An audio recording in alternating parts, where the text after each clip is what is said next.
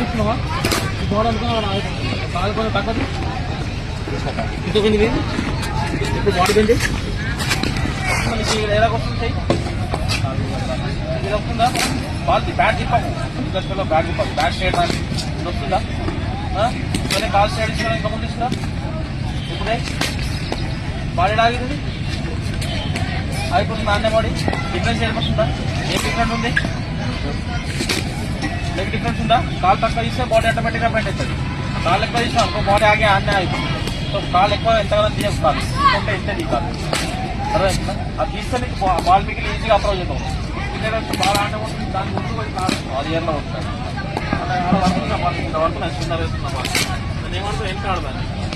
ఇంకా అంటున్నా బ్యాక్ పచ్చేసి అవన్నీ వచ్చాయి కదా మన దాని ఎంత మాత్రం బాల్ ఏదో చూసుకుంటా